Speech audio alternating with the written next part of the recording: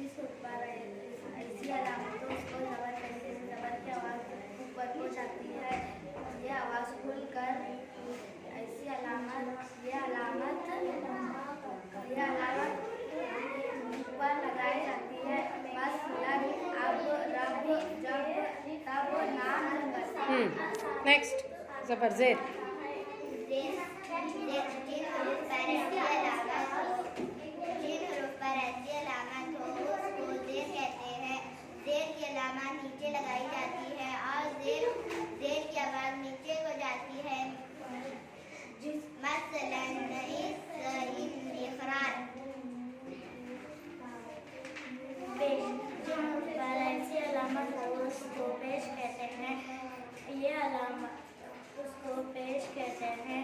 इसकी आवाज़ से ये मसलन है। पेश को पढ़ते वक्त होठों को गोल करना पड़ता है। इसकी पेश की आवाज़ आगे को जाती है। मसलन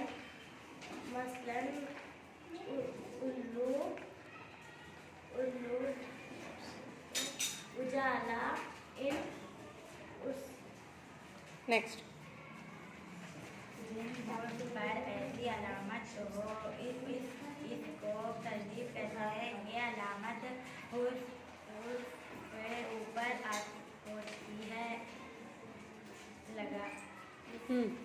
जिस ऊपर होती है उसकी आवाज़ 2 बार आती है।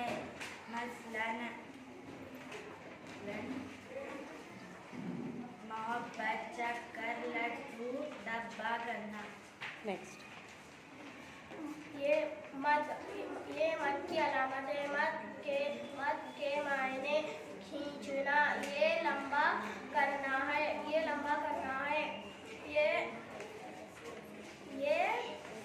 हमेशा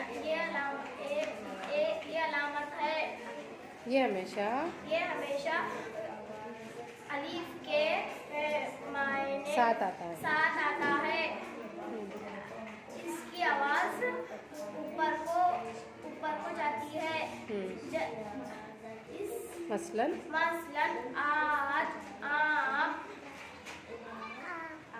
आबाद, आदमी वगैरह। नेक्स्ट